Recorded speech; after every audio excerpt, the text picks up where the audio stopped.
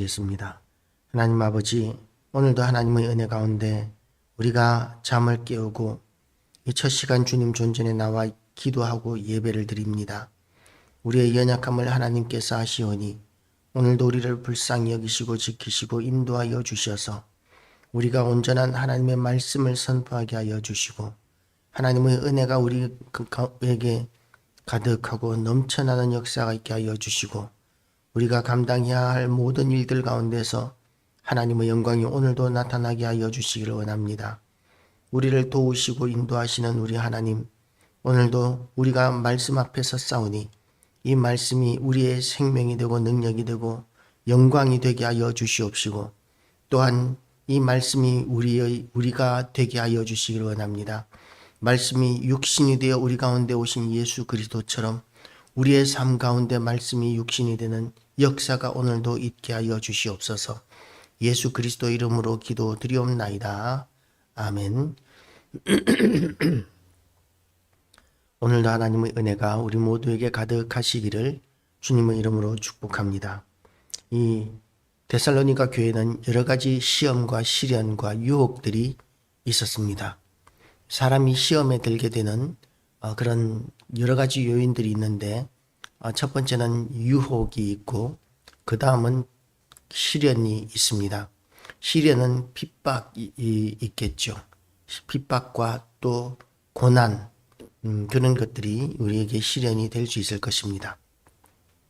그런 모든 것들의 배후에는 영적인 존재가 있어서 악한 영들이 우리를 믿음에서 떠나게 하고 그래서 하나님께서 비록 구원하신 사람이라 할지라도 구원받지 못한 사람과 같이 그렇게 비슷한 삶, 타락한 삶을 살게 함으로 말미암아 하나님을 아프게 하는 그것이 마귀와 사탄의 목적입니다.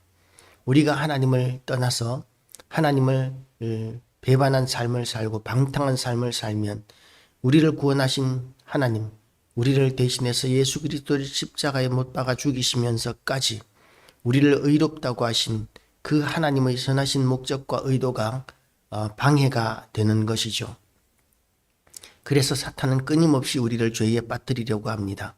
단지 자기들이 좋아서가 아니라 우리가 죄에 빠짐으로 말미암아 하나님과 우리와의 관계가 끊어지고 우리는 하나님의 은혜에서 떠난 삶을 살게 만드는 그것이 사탄의 목적이죠. 그래서 우리는 시련을 만나거나 시험을 만나거나 고난을 당하거나 유혹을 당하거나 모든 우리의 시험의 과정 가운데서 우리는 승리해야만 합니다. 그래야만 우리는 하나님의 은혜 가운데서 하나님이 주시는 평강과 기쁨을 날마다 누릴 수 있습니다. 하나님께서는 예수 그리스도로 말미암아 우리를 지극히 존귀하게 하셨는데 그런 지극히 존귀하게 만드신 그 선하신 목적대로 우리는 살아가야 할 것입니다. 얼마 전에 몇 년 전인가 청와대가 개방되고 난 뒤에 청와대를 구경하러 간 적이 있었습니다. 아주 오래된 건물이죠. 그래서 청와대 그 자체가 그야말로 골동품이라 그러나요? 문화재라고 그래서 어디 돌 계단이라든지 이런 데도 걸터 앉는 것조차도 금지되어 있었습니다. 걸터 앉는 것 때문에 그 돌이 혹시라도 변질되면은 문화재가 손상되는 것이기 때문에 걸터 앉는 것조차도 금지하도록 앉지 않도록 그렇게 관리 요원들이 곳곳에 배치되어서 청와대를 지키는 가운데 수많은 사람들이 청와대를 구경하러 갔었습니다. 구경을 하는데 거기에 있던 모든 나무들과 기둥들과 이런 장식들이 굉장히 오래되었기 때문에 아무리 이 청와대라 할지라도 최신의 그런 호텔에 비해서 그래도 상태가 그렇게 좋은 것은 아니다라는 그런 생각을 했었습니다. 그러니까 청와대에 산다고 해서 아주 화스럽고 사치스러운 것이 아니라 그래도 대통령들이 청와대에서 사는 것이 검소한 삶이 될 수 있겠구나라는 그런 생각을 했습니다. 청와대를 화려하게 꾸미지 않았고 그리고 아주 옛날 것을 그대로 유지하면서 청와대를 그렇게 구경하게 되었습니다.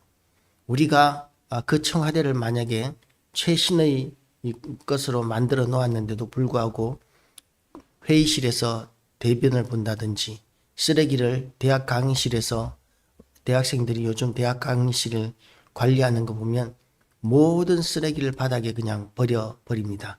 그래서 제대로 밟고 다닐 곳이 없을 정도로 제가 다닐 때는 그랬어요. 지금은 어쩐지 모르겠지만 교실 바닥이 쓰레기로 넘쳐나는 것입니다. 그 쓰레기가 다 어디서 오느냐 하면 강의실에서 이제 음식을 시켜 먹고 그것을 그냥 버려두고 나가고 간식을 먹고 그 비닐봉지나 이런 것들을 그냥 바닥에 버리는 거예요. 쓰레기통에 버리면 될 텐데 쓰레기통에 버리지 않고 그냥 바닥에 버려두니까 온통 쓰레기장이 되어버립니다. 그러니까 그렇게 청소하는 분들이 얼마나 수고를 많이 하는지 모르겠어요. 그렇게 관리가 안 되면 그 좋은 강의실, 그 좋은 청와대를 할지라도 관리가 되지 않으면 그렇게 쓰레기장이 되어버립니다. 하나님께서는 우리를 존귀하고 귀하게 만들어 놓으셨습니다. 그 존귀하고 귀하고 아름답게 만들어 놓으신 우리는 귀하고 아름답게 계속해서 가꾸고 유지해 나갈 필요가 있습니다. 물론 청와대가 그렇게 오래되었기 때문에 새로 리모델링 해야 한다고 이야기하는 것은 아닙니다. 그러나 우리의 삶은 날마다 리모델링이 되어야 합니다. 그것이 종교개혁이고 성화의 과정이라고 이야기합니다. 우리는 건축되어져 가는 사람들입니다. 하나님께서는 우리를 예수 그리스도의 형상을 이루기까지 우리가 날마다 새로워지기를 원하십니다. 그렇게 날마다 새로워지고 그리고 또한 우리를 넘어뜨리려고 하는 모든 시험과 모든 고난과 모든 핍박과 모든 유혹들에 대해서 우리가 승리하기를 하나님께서 원하시는데 그렇게 승리하기 위해서는 무엇이 기본이 되어야 하느냐 하면 기본이 든든히 서 있어야 합니다. 기본이 되어 있지 않으면 우리는 그 분야에서 기본이 되어 있지 않으면서 제대로 할 수 있는 분야는 없습니다. 어떤 드라마에서 어떤 아이가 수학을 열심히 하는데 시험을 칠 때마다 다 틀리는 거죠. 성적이 나오질 않습니다. 수학을 열심히 공부하는데도 성적이 나오지 않는데 그런데 그 이유가 뭐냐 하면 기본이 안 되어 있기 때문이다라는 그런 판정을 드라마상에서는 내리고 있습니다. 마찬가지입니다. 그 드라마이기는 하지만 기본이 되어 있지 않으면 그러면 우리가 무엇을 이루기 위하여 아무리 노력해도 그것이 헛된 노력이 될 수 있습니다. 중국 건축물들 가운데서 기초공사가 제대로 되지 않아서 무너져 버리고 넘어져 버리는 건물들에 대한 뉴스들을 우리가 많이 보게 됩니다.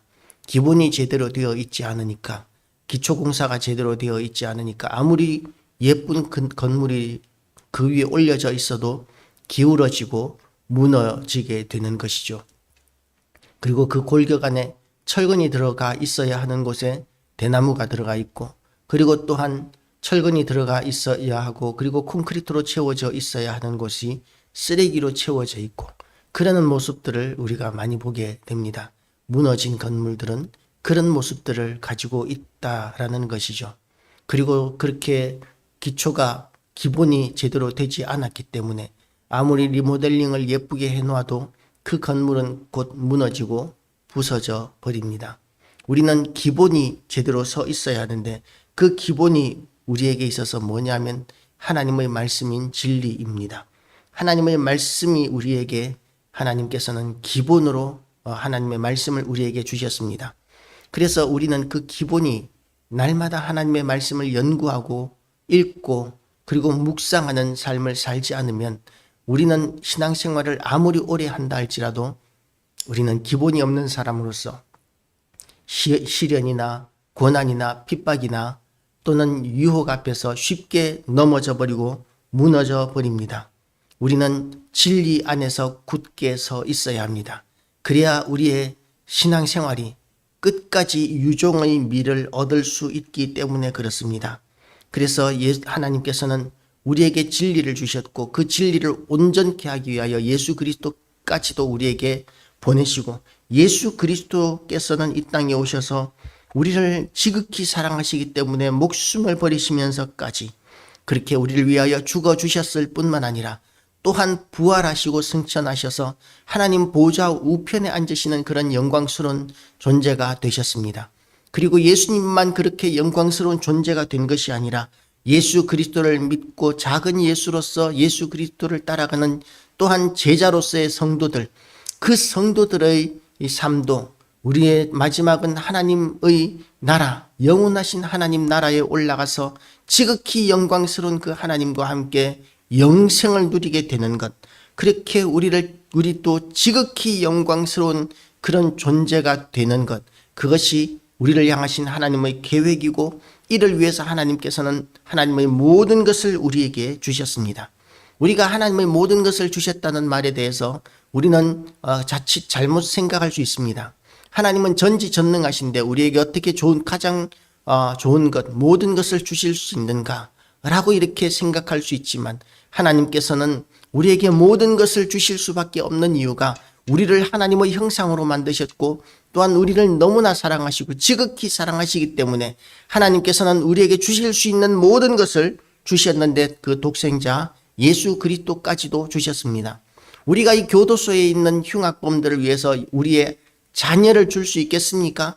우리의 자녀가 그 사람들 대신에 사형을 받으면 그러면 교도소에 있는 사람들이 다 풀려난다 라고 가정했을 때 우리가 그 교도소에 있는 수많은 죄수들을 위하여 나의 아들을, 나의 딸을, 딸의 생명을 그들을 위해서 내어줄 부모가 누가 있겠습니까? 차라리 내 생명을 내가 죽고 말지 나는 절대로 내 자녀를 그런 범죄자들을 위하여 내어주지 않을 것입니다. 그런데 그런 범죄자였던 우리는 범죄자가 아닌 줄 아십니까?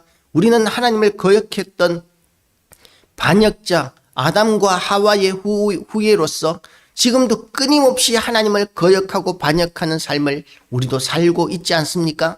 우리는 아담과 하와만 아니었다면 우리가 이렇게 우리가 죽는 일이나 고난이나 어려움이나 인생의 고통을 겪지 않을 텐데라고 이렇게 생각할 수도 있지만 그러나 우리는 우리의 삶 가운데서도 끊임없이 하나님을 거역하고 반역하고 하나님의 진노를 사는 그런 삶을 살 때가 얼마나 많은지 우리는 인정하지 않을 수가 없습니다. 그런 연약하기 짝이 없는 우리를 하나님께서는 지극히 사랑하셔서 너무나 사랑하시기 때문에 그냥 놔두면 멸망받고 지옥에 가게 되어 있는 우리를 건지시기 위하여 구원하시기 위하여 반역자인 우리를 위해서 하나님께서는 그 독생자 예수 그리스도를 십자가에 못 박아 죽이기까지 하셨습니다. 그래서 그것을 믿는 자는 누구든지 구원을 얻게 하는 것, 그것이 하나님께서 하신 우리를 구원하신 일이고 그리고 그것은 하나님 자신을 주시는 하나님 전체를 주시는 것이었습니다. 그렇게 큰 은혜를 우리가 입었고 그리고 큰 은혜를 입은 우리에게 하나님께서 기대하고 원하시는 일이 뭐냐 하면 우리가 복음으로 살아가는 것입니다. 말씀 붙들고 살아가는 것이고 이 땅에서 우리를 넘어뜨리려고 공격하는 모든 유혹과 핍박과 시련과 고난 가운데서도 하나님께서는 우리가 말씀으로 믿음으로 진리로 승리하기 하는 삶을 살기를 원하시는 것입니다. 그리고 그렇게 우리가 말씀을 붙들고 믿음으로 또한 사명 감당하는 삶을 살아가는 과정 가운데서 전능하신 하나님의 도우심과 인도하심을 우리는 경험하고 누리게 될 것입니다. 우리가 이 땅을 살아가면서 우리가 기도하면 하나님께서 하늘을 움직이시고 땅을 움직이시고 국제정세를 움직이시고 나라를 움직이시는 또한 정치를 움직이시는 이런 모든 일들을 우리는 보게 될 것입니다. 우리는 그래서 하나님의 은혜를 입은 자로서 사명 감당하기 위하여 이 땅에 아직 남아있는 줄 알고 진리의 말씀 붙들고 그리고 모든 시험과 시련과 유혹을 감당하여 이기면서 사명의 길을 걸어갈 때에 하나님과 동행하는 그런 평강과 은혜와 기쁨을 우리가 결코 잃지 않고 누리게 될 것입니다. 그렇게 모든 영광과 모든 기쁨을 누리는 우리 모든 교회와 성도들 되시기를 주님의 이름으로 축복합니다. 기도하시겠습니다. 하나님 아버지, 오늘도 우리에게 은혜의 말씀을 허락하여 주심을 감사드립니다. 오늘도 우리가 진리 안에서 은혜 안에서 날마다 모든 부분에서 승리하게 하여 주시옵시고 하나님의 영광을 나타내게 하여 주시고 우리가 또한 승리하게 하여 주시기를 원합니다. 우리가 하나님의 은혜 가운데서 날마다 승리하고 하나님의 영광을 드러내게 하여 주시옵시고 우리를 통하여 수많은 사람들이 오늘도 하나님 앞에 돌아오며 그리고 또한 우리가 하는 모든 일들 가운데 하나님께서 도우심으로 말미암아 형통의 복을 오늘도 우리가 누리게 하여 주시옵소서. 모든 영광 하나님께 돌려드리오며 예수 그리스도 이름으로 기도드리옵나이다. 아멘. 하늘의